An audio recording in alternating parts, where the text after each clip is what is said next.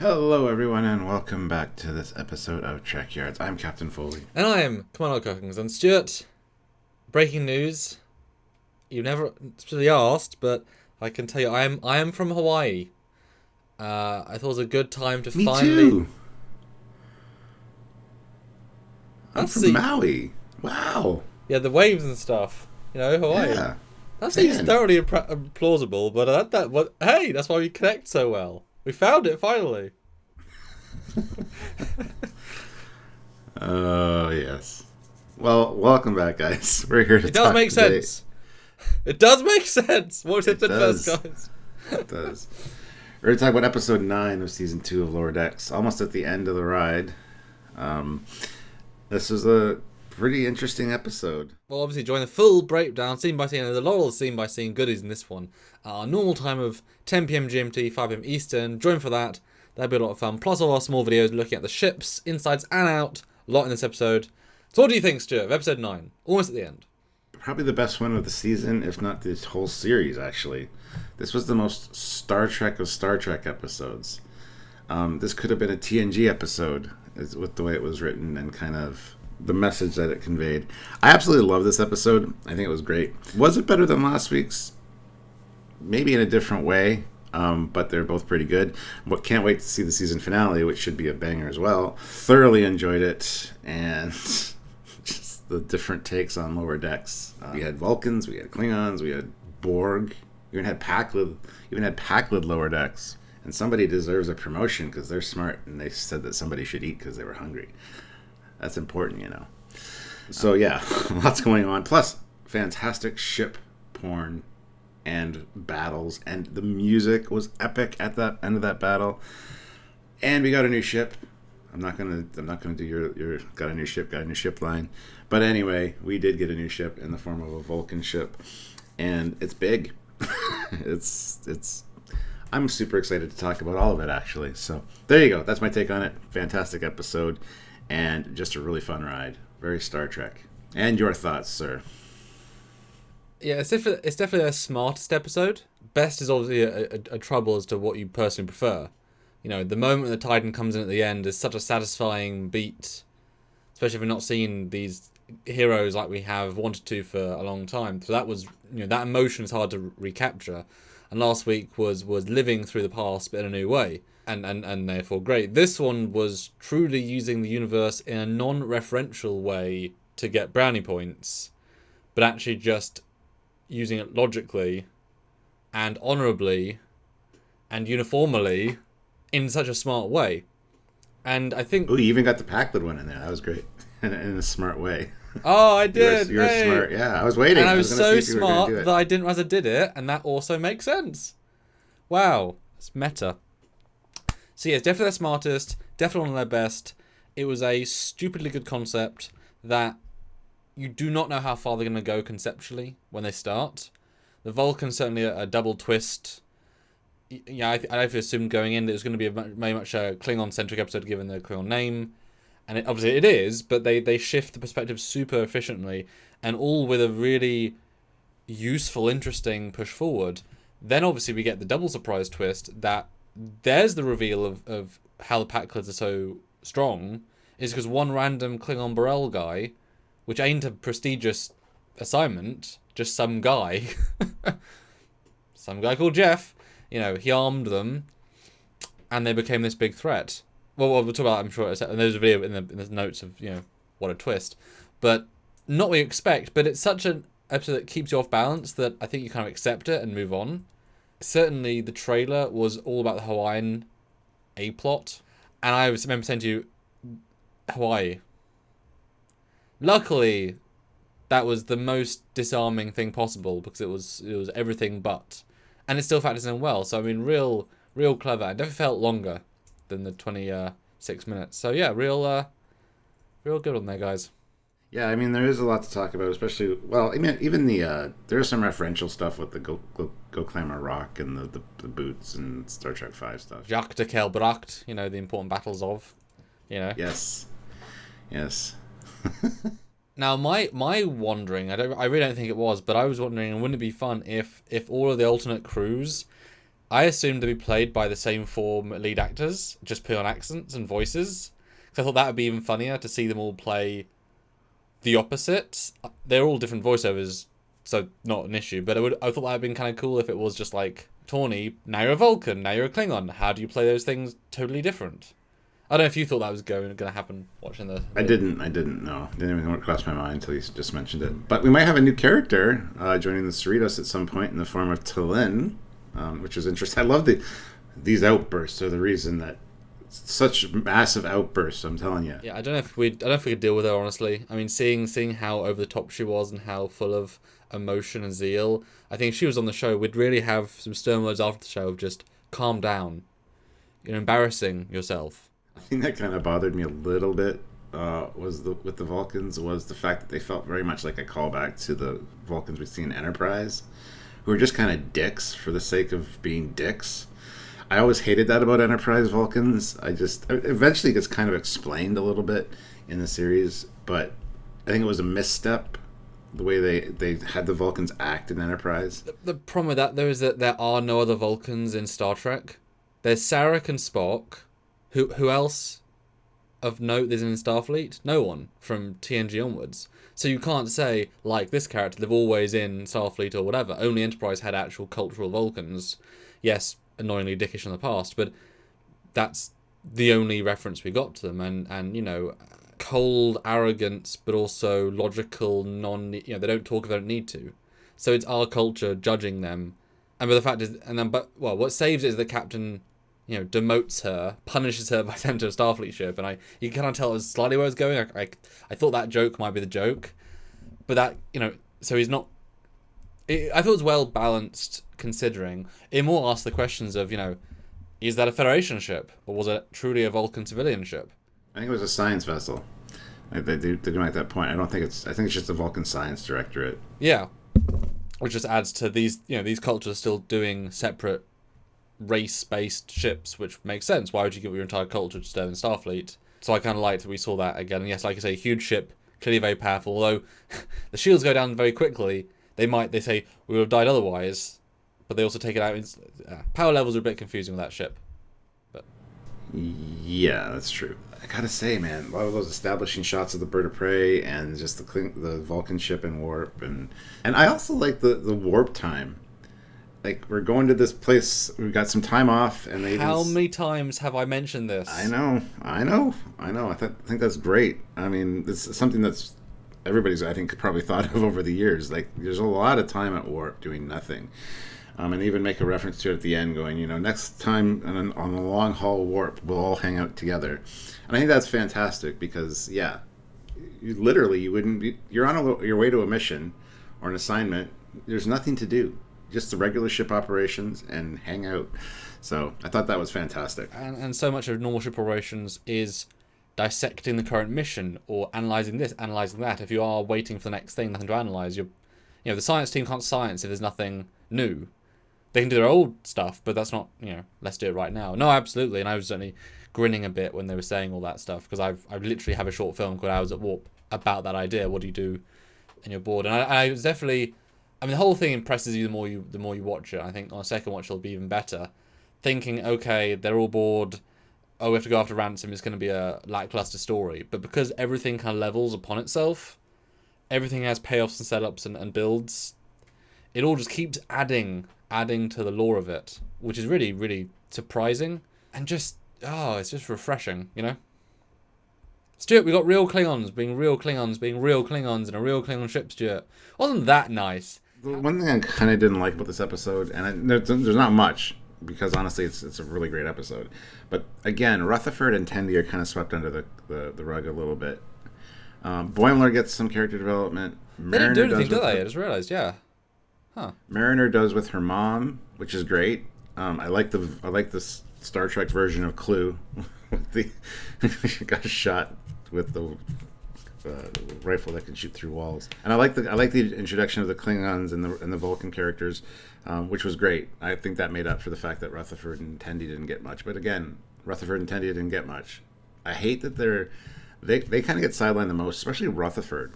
And I think that's one flaw with this episode. I would like to see a little bit more of that. But are we introducing 5 new characters? It really is impossible. I liked the pottery scene a lot. I thought that was great. Just the acting was really fun. Globe Climber Rock, I get it. You're bringing meta reference like the Spock helmet. It's like, okay, sure. I wasn't the biggest fan of Yosemite just because it felt a bit pandering. It should have been a different mountain rather than just copying the same visuals.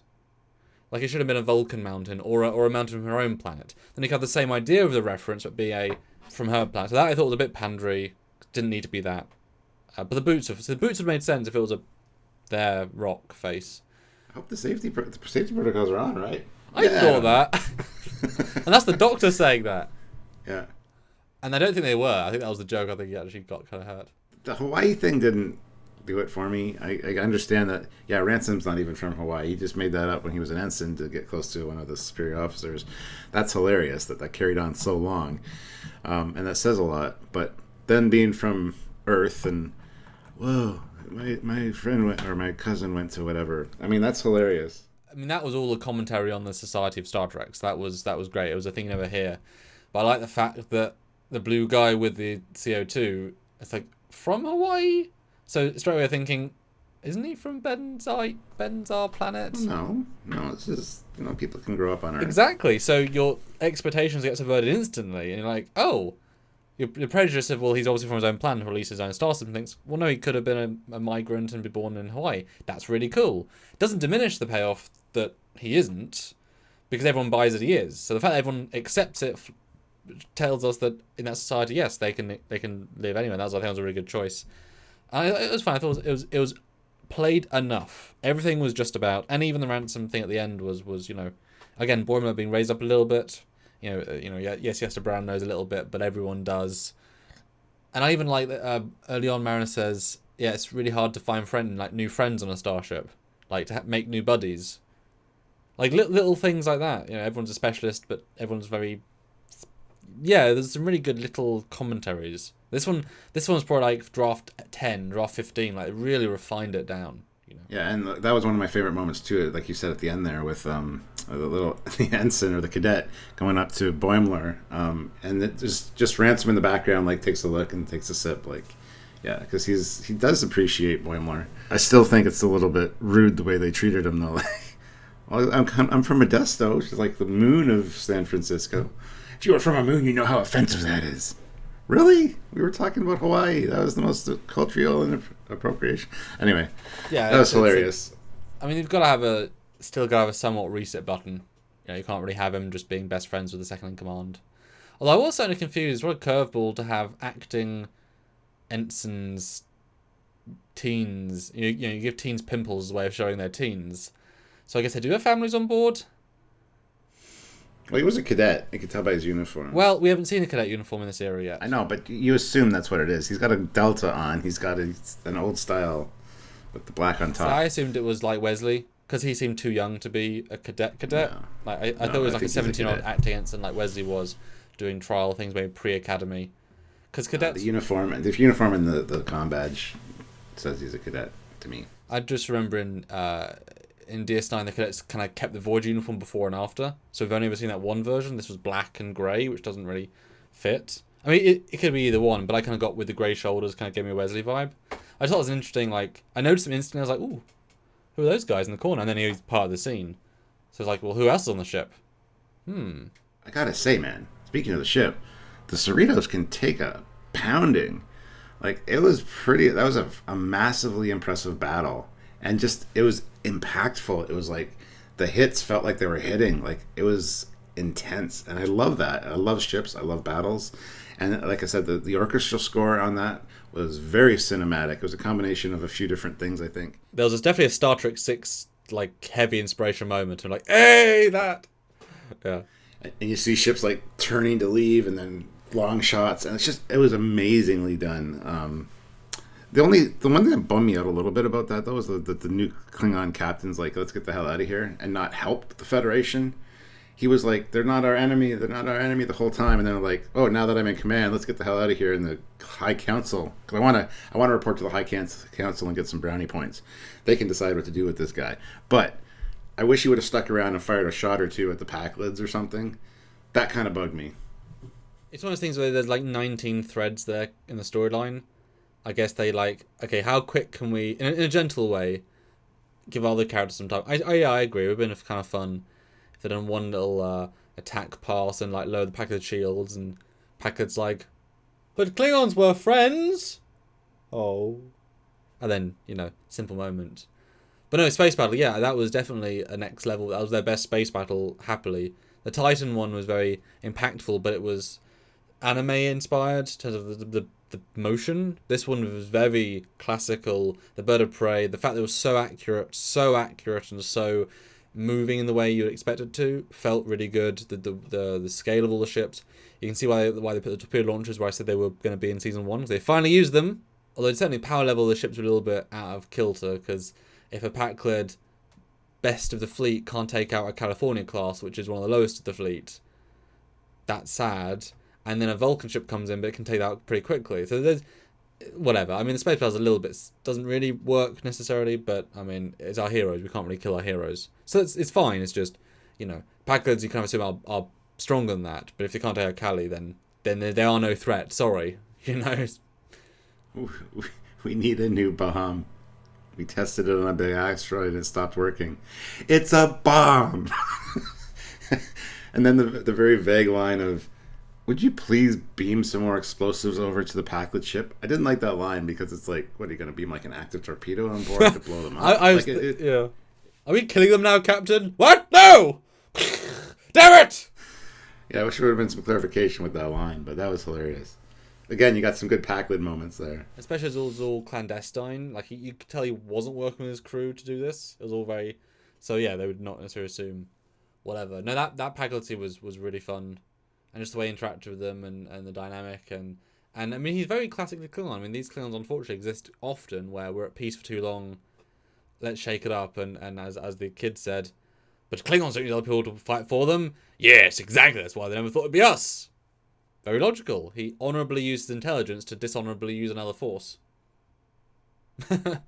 No, it was great, and a lot of time was spent on them. I was quite surprised that that it went as far as it did, actually full on kill the other captain, and then did the crew say, yes, hello, new captain, given he's like 20, 30. He's lower decks, he's young, and you don't tend to be a captain. This isn't a mirror universe where you can literally take command. Like, the second in command should still be in command. Especially as the ages of the other Klingons, because it tells if those older Klingons aren't in command, then what does it say about them, the white-haired guys? It's still that this youngling can get command and the old guys can't. But it's fine. He's interesting, and I wish he was a little bit older, but that would have gone with the low deck vibe. Small thing, but I do like the fact that there was talking about the first or the second officer, like a little bit disrespectful to the captain or whatever, because he was catching on to what the hell was going on too. And unfortunately got killed right away. And they doubled down on the pink blood. But at least they made the joke of the pinkish red. And there was some like other Klingon blood that was red.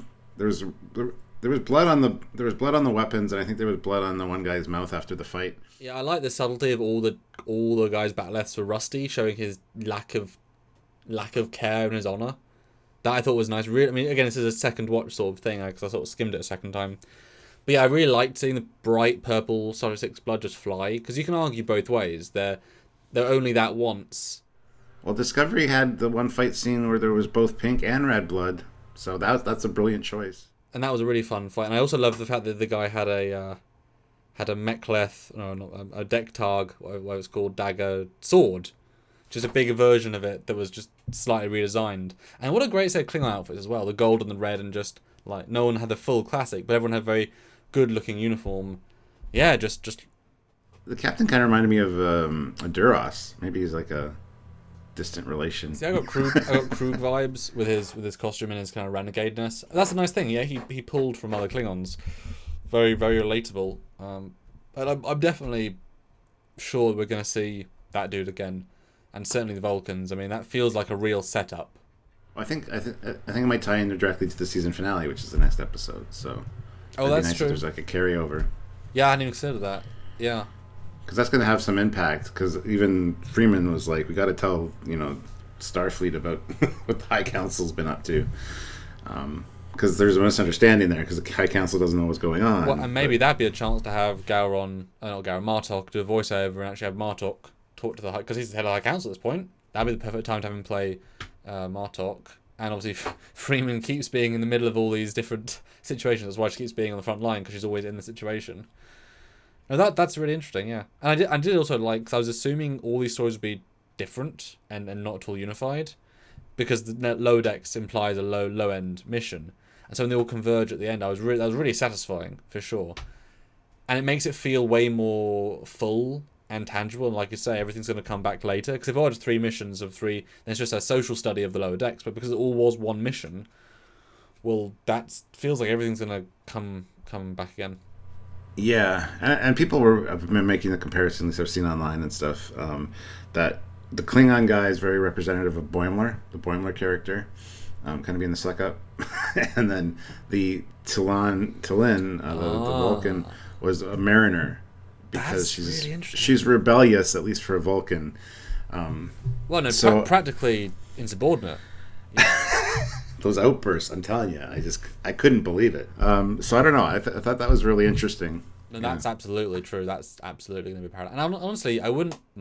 Yes, she'll be on a Starfleet ship, I'm sure. Well, when we see, but I wouldn't mind at all if we now see cut back to Klingon dude every once in a while to continue the interpolitics, and then maybe the lady goes on the Titan even to kind of create that that link with something else. Yeah, that's great. That I mean, you can tell Mike's thought this through. It's building, it's going somewhere, and obviously end of season 1 Packard's appear, so it's a 2-season construction, an arc. Season 3, he's already finished writing, they're already making it, so, and then obviously he's hearing feedback for season 2, so he can tweak some things in season 3. Yeah, and that's really exciting. I mean, we want some level of grander story, because it's the universe stuff.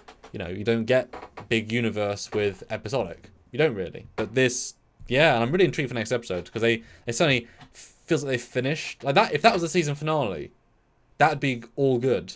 Like, it would have needed a last moment of extra, to end off, but that'd have been a perfectly happy end of season. So what's next week? We'll have to wait and see. And on that note, guys, I think we're done talking about this episode. So comment down below what you thought of it, and was it one of the best? Is that what you think? Let us know in the comment section. Like the video, subscribe to the channel. Check out our live tonight, which is really important, because we do a full breakdown scene by scene and really get into the weeds as far as discussing all this stuff goes. So if you want to join it and be part of the conversation in real time, notify yourself with the notification bell icon. And Stuart, you may have seen a few ships this week. What? So guess what we're going to talk about this weekend? Ships. Yes! More ships. I got some ship videos prepped.